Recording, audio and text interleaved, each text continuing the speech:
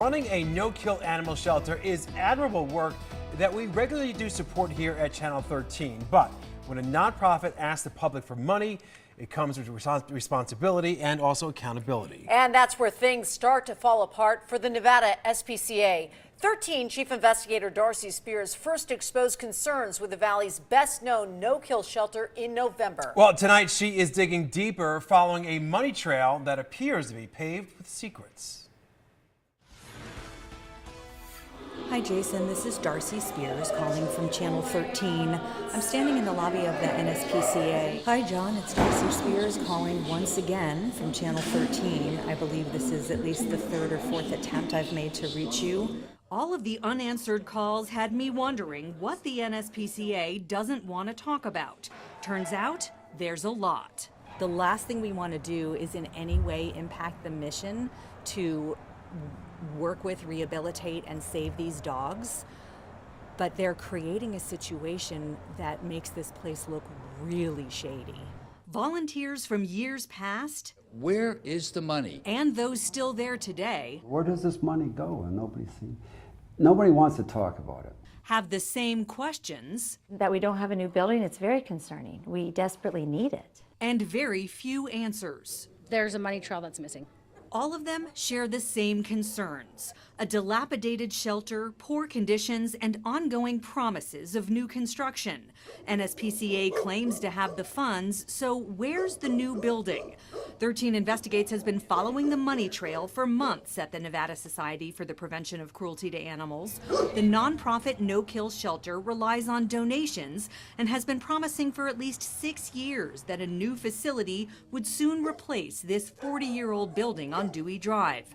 They house hundreds of animals here and have done patchwork fixes to a leaky roof, run-down kennels, and a failing sewage system. We donate all this money to help these animals medically, behaviorally, in every way that we can, and they're coming up short. So these ones on the inside. Money is not short, according to NSPCA President Kathy Jung. No, money is not the issue. That was in November when Jung told us they had all the money they needed to build a new shelter. The landlord told us he paid $28,000 for these plans, which were filed with the county, but Jung said the blueprints weren't good enough. And we could build that right now. We have the permits. We could break ground and we can build it right now. But it's not something that's conducive for the future. It is not something that our community would be proud of. The shelter's tax records from 2017 show net earnings for that year of $766,000. The year before, it was $1.069 million. I was shocked at the amount of money that they were to take in per year. Over the 5-year period from 2013 to 2017, NSPCA took in $10.3 million in public support. Some of that came from April Chandler, a donor and shelter volunteer who fosters hospice dogs and fundraises for the NSPCA. It was kind of assumed that they didn't have a lot of money just by the condition of the building and the need of getting medical assistance. Jung has given several reasons as to why the shelter hasn't been built, from architectural design flaws to ongoing negotiations with the landlord. I wanted to talk about that and more, but Jung no-showed for our scheduled interview, then had a public relations firm intervene on the organization's behalf. Ultimately, she met with me off camera and showed me their bank statements, and the money's there, I told the PR firm. And the board members who I've been attempting to reach out to, 2 of them so far, are just not responding.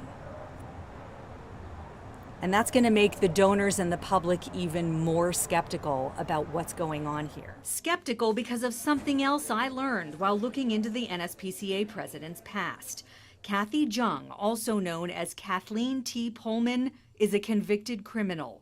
She was charged with 63 counts of felony theft in 2004 for embezzling her employer's money when she worked as controller for Budget Rent-A-Car and Sales. Court records show she converted company checks into cashier's checks to pay personal debts, including loans and credit card bills, even bought herself a car. In 2005, she pleaded guilty in exchange for a suspended jail sentence and probation on a lesser charge. She had to pay $285,000 in restitution. That was 14 years ago. Now she handles some of the NSPCA's money, and IRS records show she's in charge of the shelter's books and records. When you have the responsibility of $1 million rescue, integrity, your word, honesty, all that is very important. Kathy admitted to me that she never told the NSPCA Board of Directors about her criminal past. After we told them, they issued a statement which says in part, while the Nevada SPCA is currently looking into the details of this matter, the Nevada SPCA has no reason to believe that Kathy has been involved in or in any way committed any impropriety during her tenure with the Nevada SPCA. In addition to the board's financial oversight, we have internal safeguards in place, as well as independent bookkeepers, accountants, and auditors. Nevertheless, the Nevada SPCA is in the process of taking a thorough look into this matter. Former volunteer Kara Matthews has also asked the IRS to look into it. I feel like that's very suspicious. In December, she filed this formal complaint alleging deceptive or improper fundraising practices. April Chandler and other donors are so concerned about how the money's being handled that they've stopped donating to the NSPCA. You need to let the community know that they can trust. They can be trusted with the funds that you're donated, with these animals' lives. I mean, they're so innocent. They're the most vulnerable. Darcy Spears. You need to have integrity. You need to be transparent. 13 investigates. Their bravery helped save the world. Tremendous amount of casualties. Something that every June 6th I think about. Now, these Valley veterans experience the tributes to their sacrifice. This is history behind me, and I love it very much. Some for the very first time. The countries I've been in, states I've been in, I've never been to Washington. Memories of heroism from so long ago. If they see the memorial, it takes them right back to day one. Getting a well-deserved honor today. To remind them that they're not invisible and that we haven't forgotten about them and what they did. Their numbers dwindling, their impact as powerful as ever. These are my guys. A special salute to the greatest generation. Never expected anything like this. You're watching Honor Flight, a 13 Action News salute to veterans. Sponsored by Albertsons and Vons Foundations. Hello, everyone. I'm Ty Quinones. And I'm Trisha Keene, and thank you for joining us for Honor Flight, a 13 Action News salute to veterans. Today, we honor the men and women who put their lives on the line to fight for our country.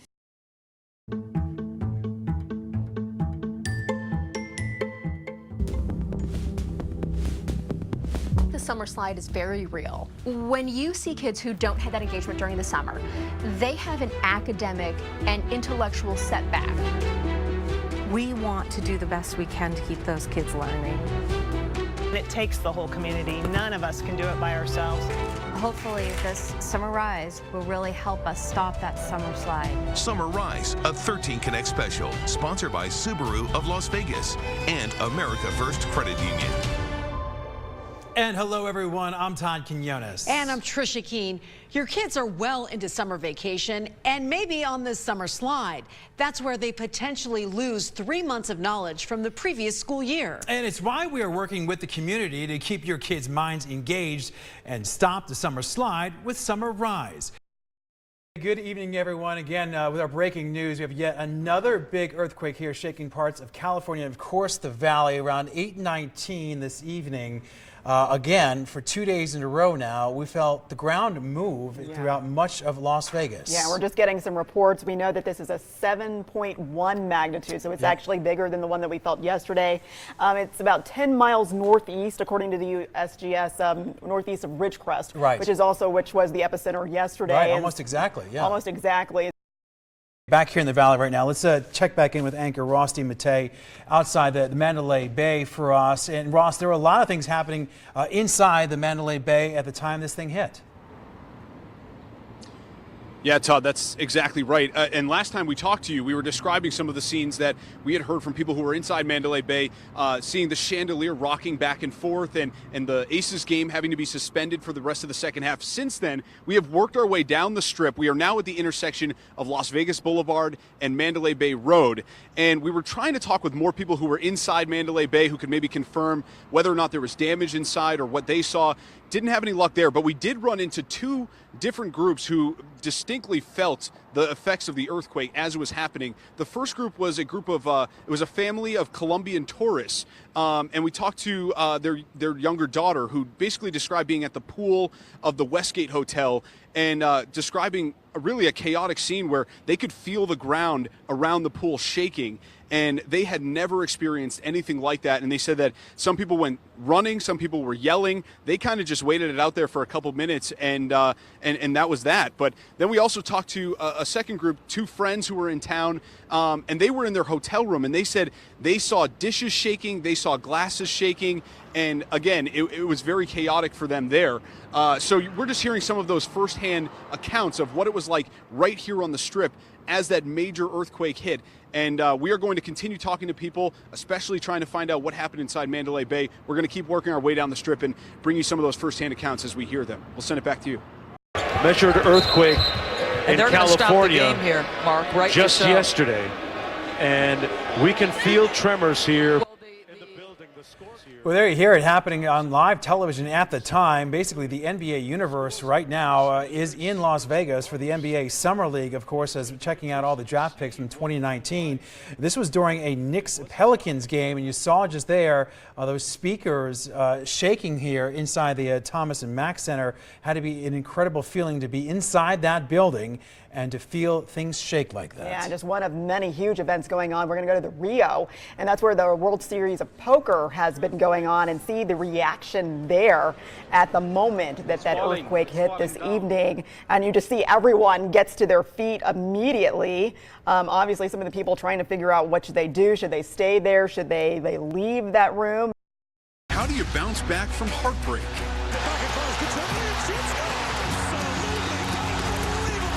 Dwell on the past.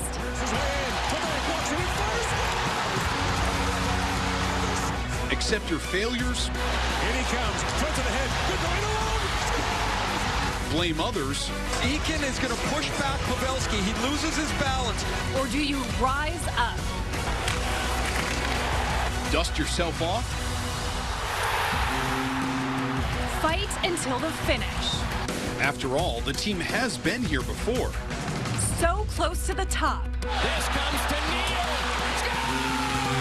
So close to the cup. Final score in the game, the Capitals 6, the Golden Knights 2. 3 more wins was all they needed. But now it's year 3, and third time's a charm. But it's not about luck. It's about work, determination, and heart. Get ready, Vegas. It's nighttime.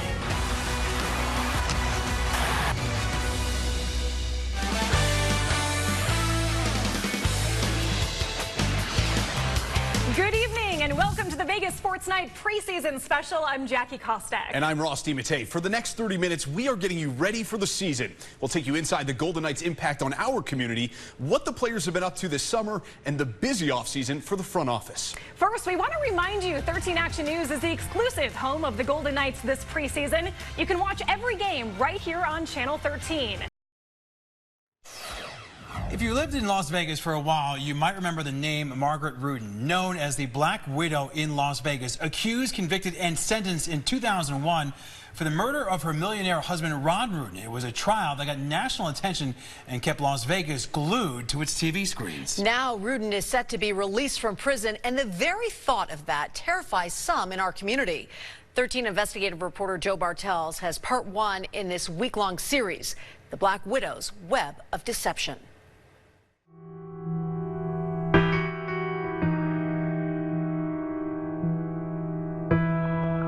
The case had everything: mystery, deception, sex, even espionage. Margaret Rudin maintains her innocence even to this day. Now, 20 years later, she's been given parole and is set to be released next month. But like in any story, it's best to start at the beginning. Las Vegas in the mid-1990s. Sin City was especially sinful. The landscape was evolving before your very eyes. The days of the dunes are gone forever. The mob's control looser than it had been in decades, and the city was transforming as it always has. Back in that time, it was, we were just coming out of the decadent 80s and going into the 90s, and you know, Ron was a party guy. You know, he's what they would call today a player. Away from the Strip, businessman Ron Rudin ran a real estate company and was married to his 5th wife, Margaret Rudin. That woman's no good, she's dangerous. Margaret was on her 5th husband, each one more wealthy than the last, but Ron was the richest by far, with an estimated empire worth $13 million. Ron had confided in one of the trustees that he suspected Margaret of having the affair that she was having, that he felt that she was going to be responsible for his death if he was murdered. Ron kept Margaret at arm's length, giving her an allowance, but never revealing just how much money he really had. Margaret was even suspected of wiretapping Ron's phones at his office so that she could hear who he was speaking with, and ultimately she found out that he was having an affair with someone, and she heard it on the wiretap that she illegally created. Ron was worth a lot of money, dead or alive, and so investigators say the Black Widow started meticulously planning his murder. It was just so bizarre, man. I mean, we've made hundreds of death notifications, and without exception, except for Margaret, there's always some kind of reaction, some kind of emotional reaction. Ron disappeared in 1994. His body discovered unexpectedly in a burned area 40 miles from Las Vegas near Lake Mead months later. All the evidence, investigators say, pointed to Margaret and her greed. But she earned the title, the Las Vegas Black Widow, and go on the run for nearly 3 years. A nationwide manhunt ended with Margaret in cuffs in a small town in Massachusetts. That set up a trial with unforgettable characters like attorney Michael Amador, statutory and common law privilege, defense attorney Tom Pitaro, and right now I'm going to shoot you, Judge Joe Bonaventure. Let's just try to finish it up. And of course, Margaret Rudin at the center of a circus-like trial filled with theatrics. Why would someone want to kill Ron? I wish I could answer that. I wish I could. We go back in the archives, retrace the steps. Yeah, on one hand, I can see it. Show you things that haven't been seen or touched in 2 decades. So this is beyond a doubt the gun that killed Ron Rudin. 100% certain.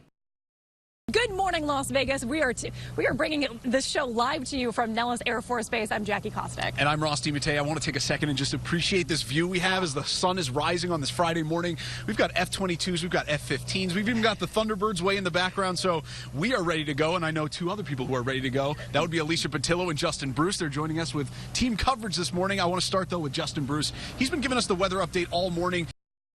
And it is just, it takes so much to put on a show like Aviation Nation. So thank you so much for being here. This is Brigadier General Robert Novotny. Yeah, hi, good morning, Jackie. Hi, Ross. How are y'all? Hi, everybody in Las Vegas. We're doing really well. It's such an honor and a pleasure to have you with us this morning. I know as Brigadier General, you actually are in charge of everything here at Nellis Air Force Base.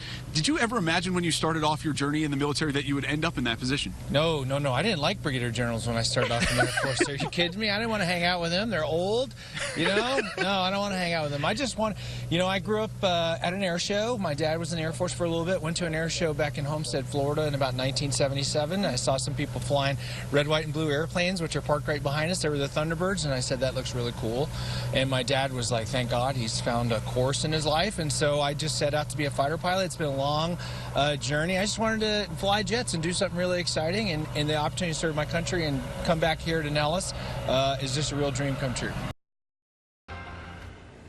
For kids in the Vegas Golden Knights youth sled hockey program, you guys ready? The ice is the great equalizer. There's no height, there's no, there's no real limitations, and it breaks it down on an even playing field. Like every player on his team, Hayden has a physical disability.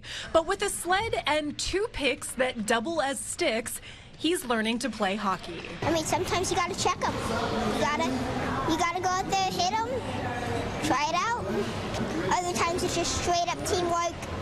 practicing and hitting. As is true for any kid new to the sport, the equipment can be a challenge. The ice, unforgiving. I was kind of nervous, and then I didn't want to go on the ice because I was kind of like really scared. He was crying. He was kind of like, oh, laying on the side there, looking up. And, it's like, but then after they, got him up, and he's like, you're going to be okay, Mike. And then he was like, yeah, I am okay. Now, just 2 months into playing, Mike is better than okay. I think about like the excitement, I'm really excited to do it. It's given his confidence 100% boost, and it's exactly what he needed.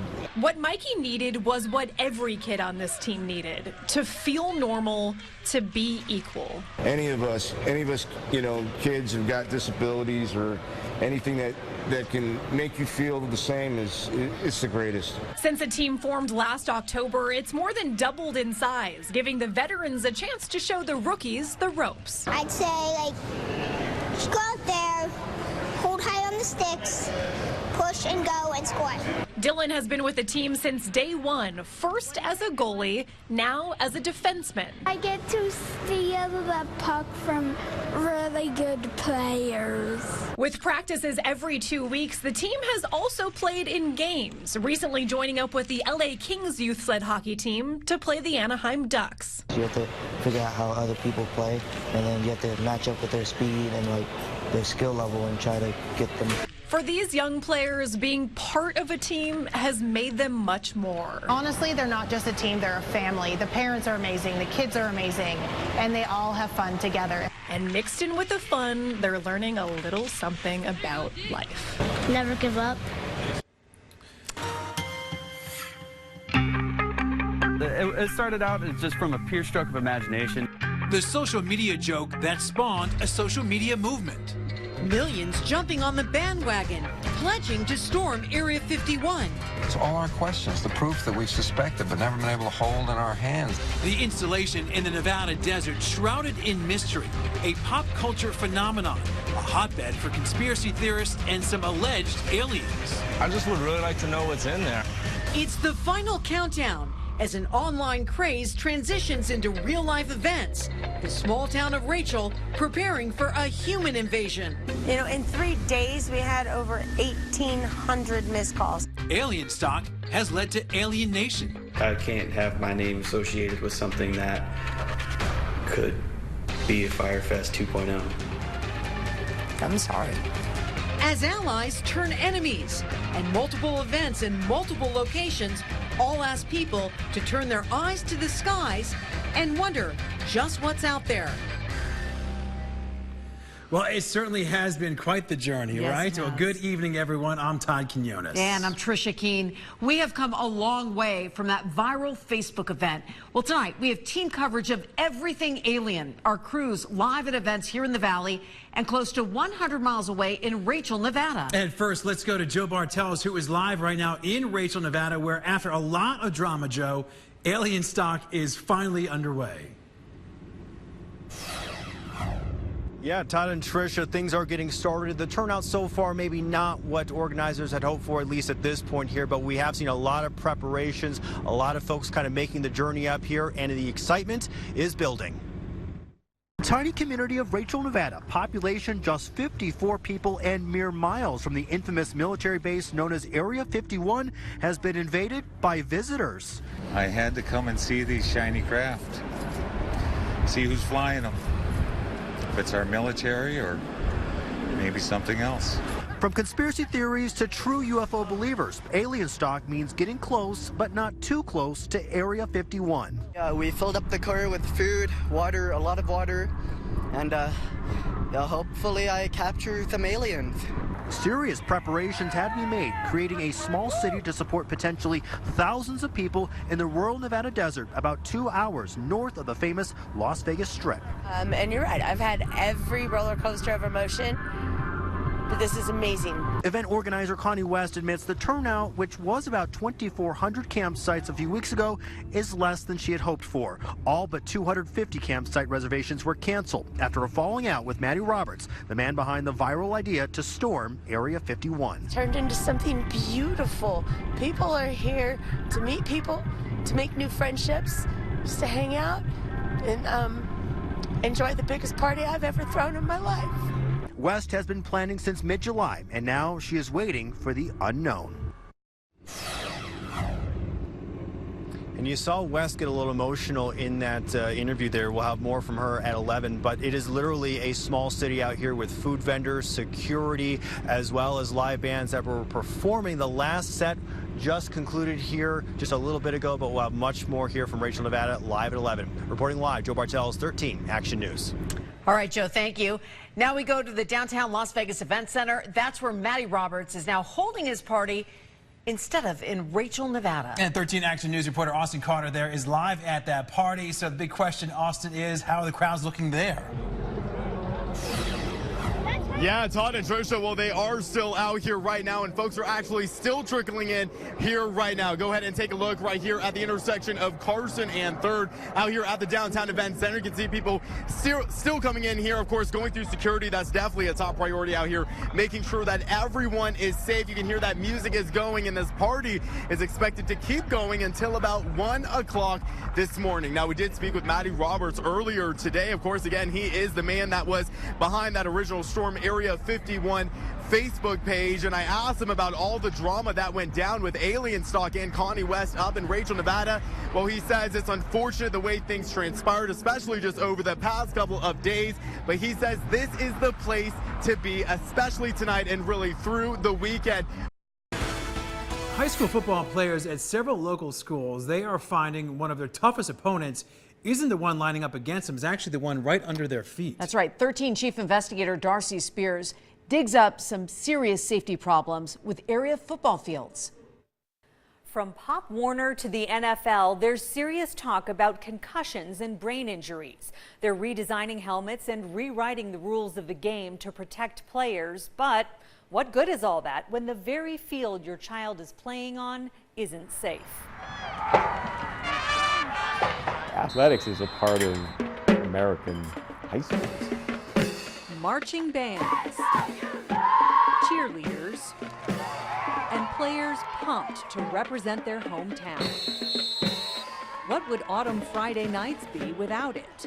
But these days, it's not all rah-rah. My concussions had gone up 300%. I mean, I think we had like 15 concussions last fall. Gabrielle Crawford is Rancho High School's assistant principal and athletic director. I saw a rise in concussions, and then I started seeing all this stuff just started unfolding like a puzzle that's been waiting to be played, and I don't think it's right that it took this long. Rancho's football field is artificial, completed in 2007 by a company called Field Turf.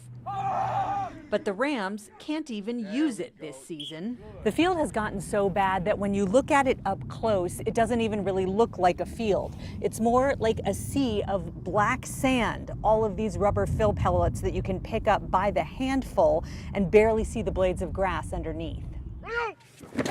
Home games now require a road trip. Practice is no picnic either. Right now it's tough. You know, they got us on the baseball field practicing right now. A logistical nightmare, says Rancho coach Leon Evans. It really is. When you're dealing with football, there's so many different pieces of equipment and padding that you have to take. But they're not taking any risks at Rancho. After calling the school district multiple times. And I shut my field down. I said, fine, no one wants to listen. No one's playing on that field. She finally got a district operations manager to inspect. He came out and he did a walkthrough with us. He goes, yeah, your field's pretty bad, and so is Clark's, and so is Valley's, but you know. Field Turf declined our request for an on-camera interview, but told us the fields they installed in CCSD schools lasted between 12 to 15 years, several years past their 8-year warranty. And there's another issue. routine maintenance, or the lack thereof. No one knew how to take care of it. There was nothing in place how to take care of it. Crawford took matters into her own hands to protect her athletes. Can we pay for this official GMAX test that every NFL team does? A GMAX test measures the impact when an object hits the surface. The higher the GMAX number, the more serious an injury could be. Anything over 200 Gs is considered unsafe. When Rancho's field was tested in May, and I think 6 of our points were 250, 240. That finally prompted the district to check the 4 other artificial fields: Clark, Valley, Arborview, and Indian Springs. Clark looks just as bad as Rancho. The district closed Clark and Valley High School's fields at the beginning of this school year. Arborview and Indian Springs are also in bad shape, but were deemed good enough for this season. Rancho's field, however, might also be defective, something Ms. Crawford learned when she moved into a new office. Found this paper in there that said that there was a class action lawsuit against the company that put our fields in. The federal lawsuit filed in 2017 claims Field Turf sold at least 1,450 fields to cities and schools in nearly every state, scoring $500 million in profit, much of it coming from taxpayers. According to court documents, the fields were inherently and materially defective. And rather than introducing a breakthrough new product, the fields were made from cheap, inferior plastics that lacked required UV protection. Our plastic was retaining the heat, and we were getting surface temperatures of 183 degrees at 2 o'clock. She's got pictures of players with burns and not the normal abrasions that come from sliding on turf. But these burns were not healing. Rancho principal Dr. James Kuzma says someone from Field Turf acknowledged the problem. They made us an offer to replace the entire field with the same defective material and honor a 1-year warranty. Or for like $175,000, we could have paid for an upgraded surface. A similar offer made to dozens of other customers around the country. According to the lawsuit, the company used customer complaints or warranty claims as an opportunity to upsell or replace one defective field with another. Court records show Field Turf knew about product failures as far back as 2005. Field Turf did install the football fields at Clark and Valley, but says it used a different type of material than at Rancho. While the lawsuit is expected to go to trial, Principal Kuzma struggles with the personal impact on his students, especially the seniors. You only get one chance at high school, and our kids don't get to have that experience of all the things that center around a football field. But first, driving change in our community. Good evening, everyone. I'm Ty Quinones. And I'm Carla Wade. Tonight, a local celebrity is being praised after helping an entire high school with a very dangerous problem. At 13, Chief Investigator Darcy Spears now shows you what inspired Jeopardy James to act. The Jeopardy champion, James Holzhauer, happened to see Darcy Spears' article that ran, 2 months ago now. And they became interested in the fact that many of our fields have some issues with safety, especially Rancho's field, which we know is being replaced. And they were motivated to donate $25,000 to our school today. These are our kids that are suffering these horrible injuries, potential brain damage from something that could be so easily prevented.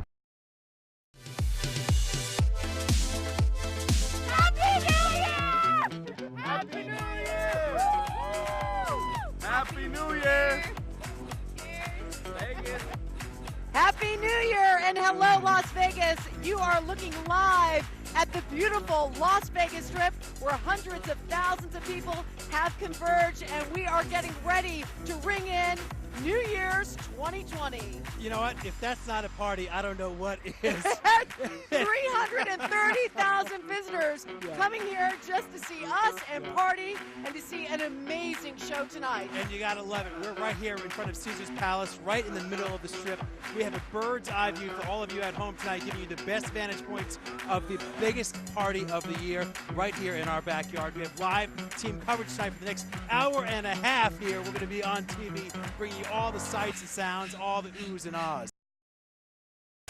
We got fans already. They have staked out their seats. All right. They are ready for this party to begin, and so are we. That's right. And you know who else is ready for this party to begin? Who else? Ross DiMattei and Kalina Estrinos. They are live right now at the PBR Rock Bar and Grill at the Miracle Mile Shops. Hi, guys, and Happy New Year. Hey! Oh my gosh, Happy New Year, Trisha and Todd. We are having so much fun out here, and it got packed so quickly. It really did. We, like you said, are live here at PBR Rock Bar and Grill at the Miracle Mile Shops, and literally the party is all around us. We have a panoramic party. I want to show you. Yes, Kalina Estrinos has been working the crowd. Let's show you what it looks like here. Look at these people. Look at them from all ages here on the Las Vegas Strip to celebrate with us, having such a great time. 9, 6, 5, 4, 3, 2, 1. Happy New Year!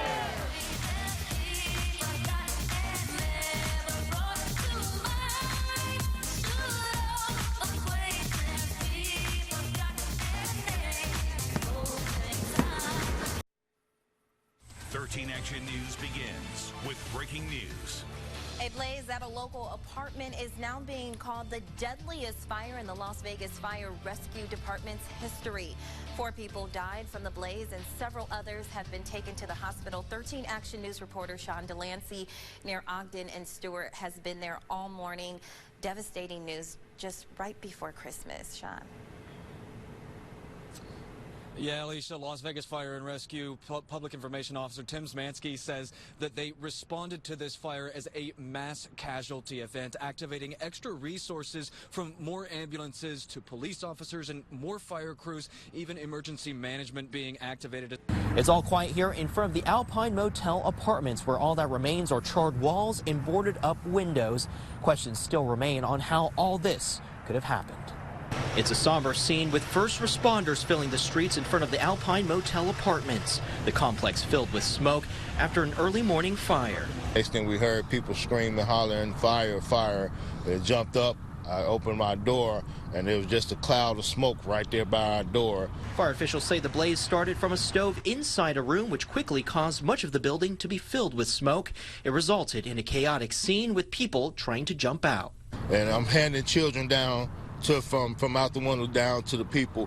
And then one of the police officers, he came over there. I helped him up, and then he began to help me help them out the window as well.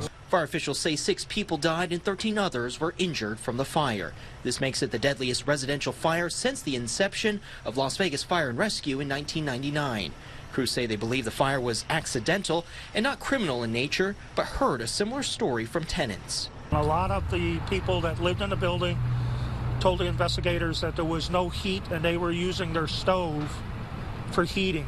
We spoke to the co-owner of the building, Melinda Meyer, about the fire, and she says she hadn't heard of any issues like heating, and she says the building is up to code with an inspection within the last 5 to 6 months. From my understanding, yes, it is. Like I said, we have code enforcement, health department come out.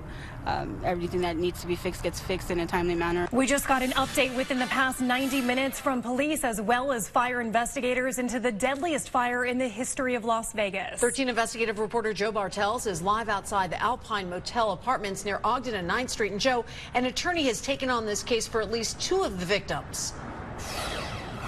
Yeah, Jackie and Tricia, he did also hold a news conference just a little bit ago. He believes at the very least there was negligence in play in this deadly fire, which claimed the lives of 6 people and injured many, many more. Now, you mentioned we just got an update from police and the investigation, which has been described as a criminal probe. Las Vegas Fire and Rescue, as well as Las Vegas Metro Police, tell us simply it is an active and ongoing investigation. Charleston Hatfield, 34, Henderson, Nevada.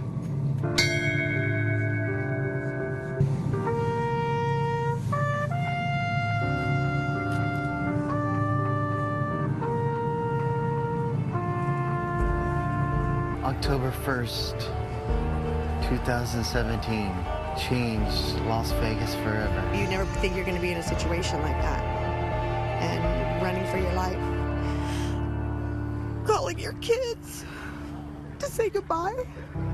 To the families and friends of the victims, know that we'll do everything we can to help you and our city heal. We are Vegas Strong. we lost 58 people that night, but their stories, their lives, everything is still there. And that movement, that life, that you see the butterflies and the birds, and that place grows. Our lives are changed, and my life has changed for the better at this point, but something good came out of something so horrific. And like us all, have been forever marked by October 1st. We shall not forget October 1st and all of these souls. And a live look tonight at the Healing Garden, where our community is once again coming together to remember 58 innocent lives taken 2 years ago. The tragedy forever changed our city, but also brought us together and made us Vegas strong. Good evening, I'm Trisha Keene. And I'm Ty Quinones. 58 names, 58 mothers, brothers, sons, and daughters, all of them taken too soon. They came to Las Vegas to enjoy a country music festival. Their lives were cut short. But from the darkest day in Las Vegas history, stories of hope and heroes emerged. 1 October is hard to forget for many of us, but one couple who survived the shooting choosing to remember it for an entirely different reason. And 13 Action News reporter Joe Bartels shows you how this day is now one of the happiest days of their lives. They say life is made of moments, and sometimes a single frame capturing the best ones. For me, it was after that moment, it was like, all right, I know who he is. He is who he says he is. Anissa Campos and Gino Amprin saw the worst that night 2 years ago. The couple, not even officially dating at the time, were at the festival and helped those in need, saving lives while putting their own at risk. Kind of took my role as a fireman, and it's my job. So some of the things were just kind of day to day. That's how I felt. Gino and Anissa saved people by loading them into vehicles to get them to the hospital. Gino, a 24-year firefighting veteran in Oxnard, California in Ventura County, was honored for his bravery just weeks after the Las Vegas shooting, an incident that proved to be pivotal for the couple. That concert was one super emotional. We went through a lot, but it also brought us closer together. The couple making it back to the city where it all started, a truly Vegas stronger moment. The way things happen so fast, and I don't want that to happen. I don't want the time to go by where I should have, the woulda, coulda, shoulda. And so I want those things to happen now. Gino deciding now is the time, since they faced the worst together, to ask Anissa to be by his side for the best yet to come. So this has always been a special day for us, and then with this on top of it, the engagement just makes it that much more special. The couple shares this message: appreciate the little things, cherish the big things, and most importantly, don't waste a moment. And Gino tells me that he chose today because he doesn't want to dwell on the fear and the sadness, but remember the joy and happiness in life. Yeah, those are some of the things that we all kind of have to be reminded of, to sort of take that day back in a lot of ways. And for them, this is a great way to do it. Yeah. And it doesn't feel like 2 years, but No. it's been 2 years. Well, we wish them the best of luck with their marriage. Yeah. Joe. Make a nice couple. Thank you.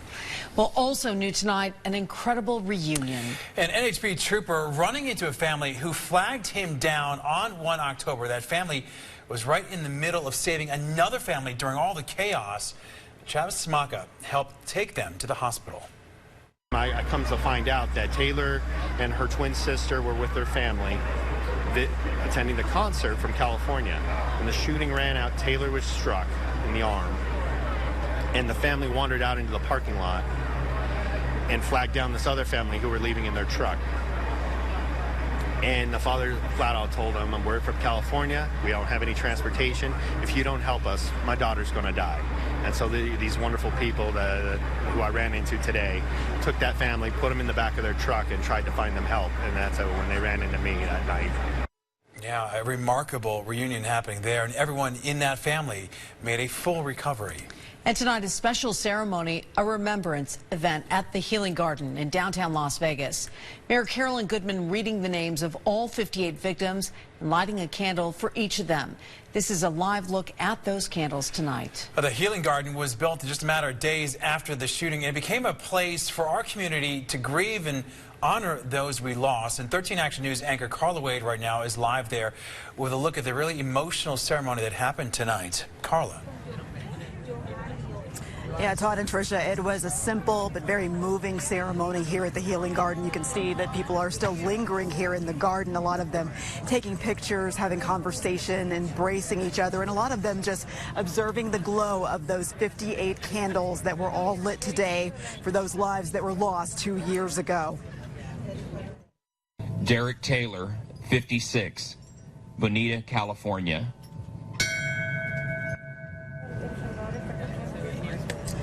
The mayor somberly read aloud the names of the 58 people who lost their lives while doing nothing more than enjoying a concert on a fall night in Las Vegas 2 years ago.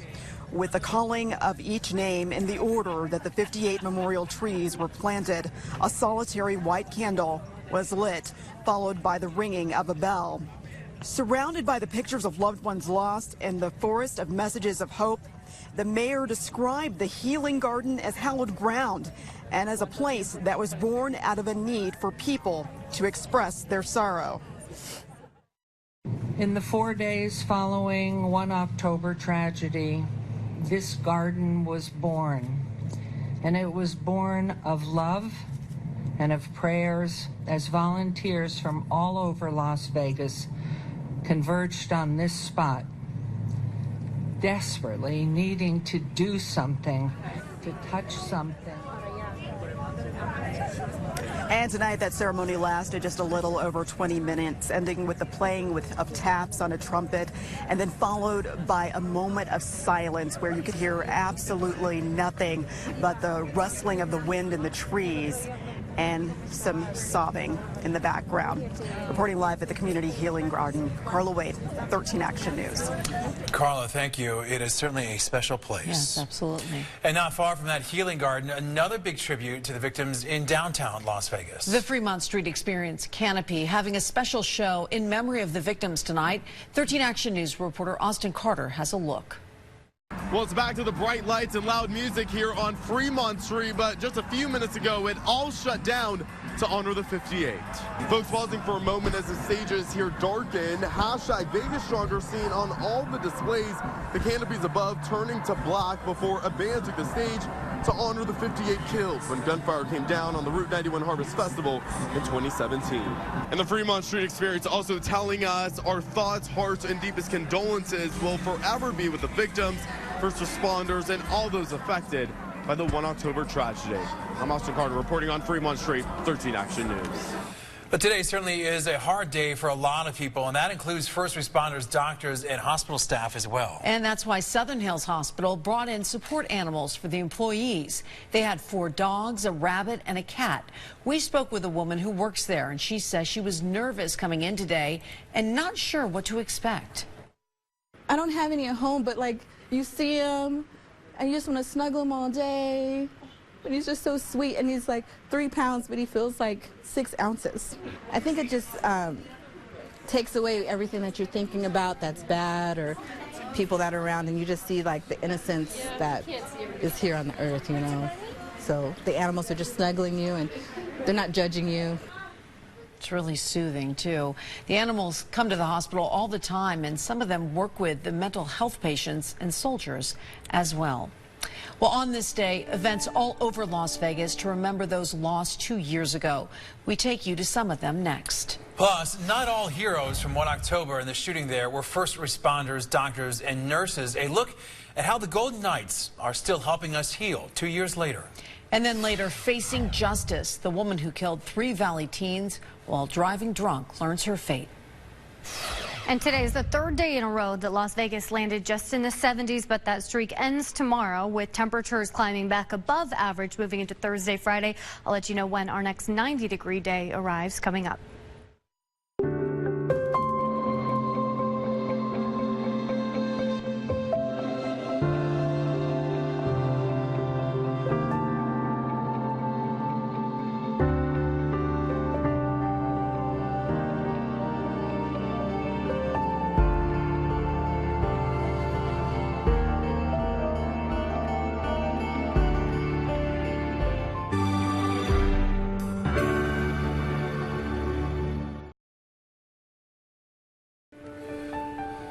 Remembrance ceremonies took place across the valley today, the first one starting at 7 in the morning.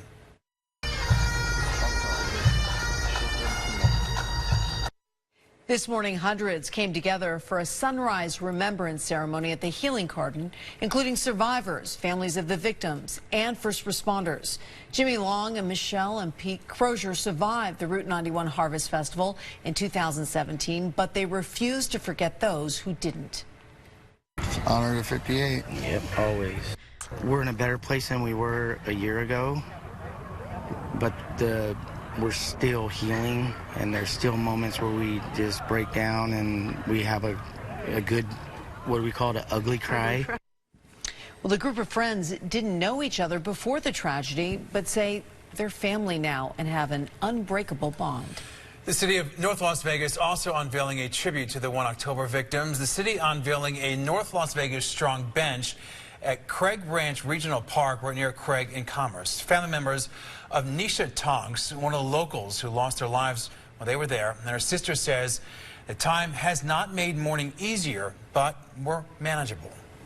I think time changes easy. I don't know if easier is a word. It all changes and evolves, and there's different difficulties that come that you weren't expecting. Her sister also says the 58 families, they have all connected and they all now lean on each other for support. And for the second year in a row, Greg Zanis returned to place 58 crosses at the Welcome to Las Vegas sign. Zanis personally delivered them and then placed them at that sign yesterday. He says the main goal of his act is kindness, is to show love and show the victims love. The crosses may not be there at that sign for too long because the county has asked that they be moved to the Clark County Government Center because the signs are considered a safety hazard for pedestrians. Well, the Golden Knights stepped up when our valley needed it the most and played a huge role in helping all of us heal following 1 October. And 13 Action News anchor Ross DiMattei sat down with players 2 years later to see how the tragedy helped them change for the better. The Golden Knights are used to fans packing practice here at City National Arena, but today they welcomed a different crowd, the true heroes of the 1 October shooting now 2 years later, and they were happy to have them. Like all of you, I'm proud to call Las Vegas home. How does a city heal after an inexplicable tragedy? Sometimes through sports. To all the brave first responders that have worked tirelessly and courageously throughout this whole tragedy, we thank you. On October 10th, the Knights took the ice for the first regular season home game in franchise history. Defenseman Derek England addressed his hometown with a heartfelt speech that solidified the bond between team and community. To the families and friends of the victims, know that we'll do everything we can to help you and our city heal. I didn't think it was going to have the effect it did, but just to hear people how much it brought them, even gelled them with the team, has been amazing. Now 2 years after the tragedy, the team is still delivering on that promise. I think even the first responders, they put their life on the line every day. Dangerous situations, just an honor, and just get to know some of them, hang out and talk to them. It's a huge honor for us in this room just to hang out with those guys. Today, the team did just that by hosting a private practice for first responders and workers who were directly affected by the 1 October shooting. I get that almost every couple days. Somebody come up, thank you for everything you do in the community, but it's not us. It's those guys in the stands that are doing everything in the community. They're really heroes, and honestly, it's a tough job, and it's not. I know for my part, I'm not even half those people. The way they give their time, they give everything up to be there at that time, especially, and they're really heroes. After practice, the players met their guests over a meal, signing autographs and posing for pictures. Survivors say these kinds of events are important, so the city will never forget all the lives that were affected forever. The perseverance of the community itself. From that evening, up till today, and the team itself, the Golden Knights, have been something the entire Southern Nevada really as a whole has rallied around. And how strong it's made the city ever since. It was a terrible tragedy that has really brought this city together and on a much stronger base than it was. we are Vegas strong. Now, Coach Gallant mentioned that it is an honor to have these first responders here at practice, and they believe that the organization will continue to have them back every single year. Reporting at City National Arena, Ross DiMattei, 13 Action News. Continue to bring such comfort to so many people here in the Valley. Absolutely.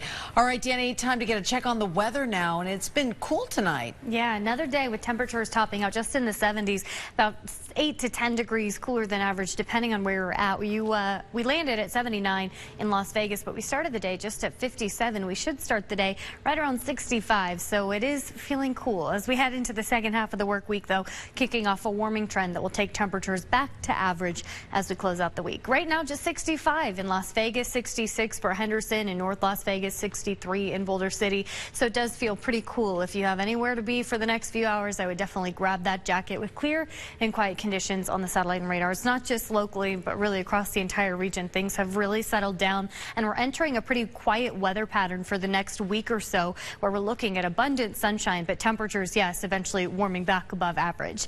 Through the overnight hours, clear skies, calm winds, not too bad, not a bad forecast, but it is going to start chilly again tomorrow morning, so kids are going to want the jackets heading to the bus stop. We do expect overnight lows to be really similar to how we started the day today and yesterday, in the 50s, with clear skies, which means we'll wake up to sunshine right from the start. Temperatures tomorrow, though, rebounding into the low 80s. Still not quite to that seasonal average, but we'll get there by Thursday. Forecast highs bump up to about 87 degrees as we head into Thursday, with those sunny skies sticking around with those calm winds. Unfortunately, the warming trend doesn't stop there. Again, we're going to be back to the 90s as we head into the start of next week, which is technically above average. So from below average to well above average just over the course of a few days here. But at least tomorrow will still be nice, 81 degrees and sunshine, not too bad as we head into the start of next week. Looks like we're going to continue turning up the temperature, highs near 92 by Tuesday.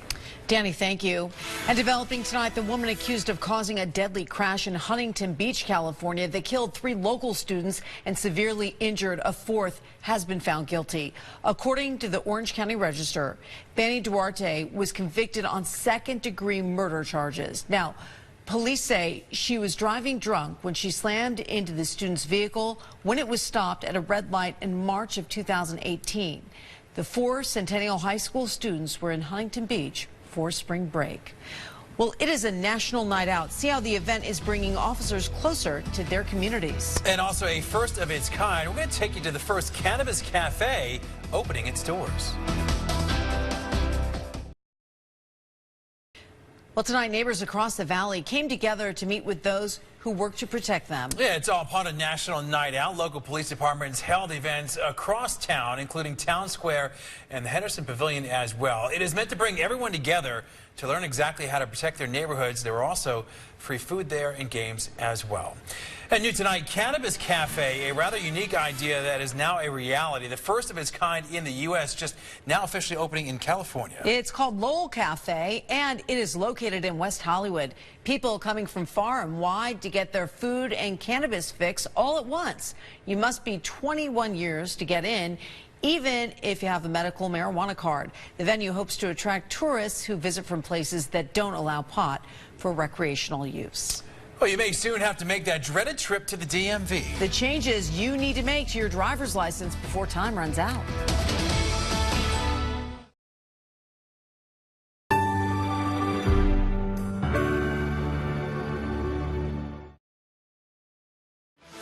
Some terrifying moments caught on a police officer's dash cam as an out-of-control truck slams right into a trooper's vehicle. One vehicle crashed into the median barrier, and then a truck going too fast fishtailed and hit the police car.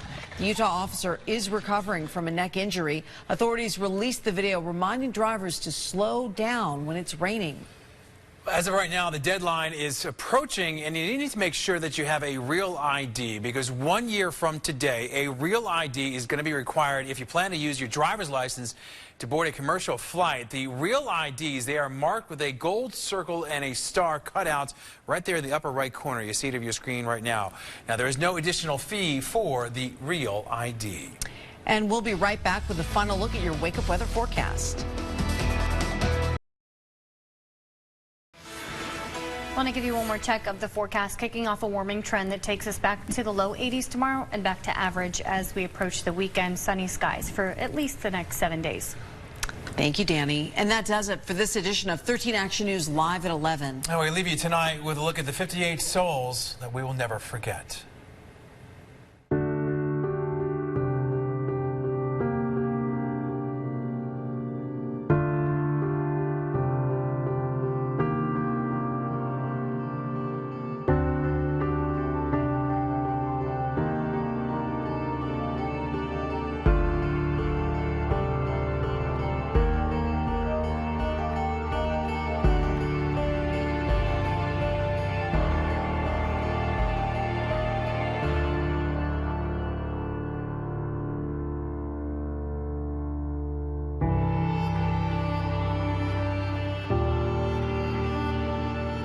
Mandalay Bay Cam furnished by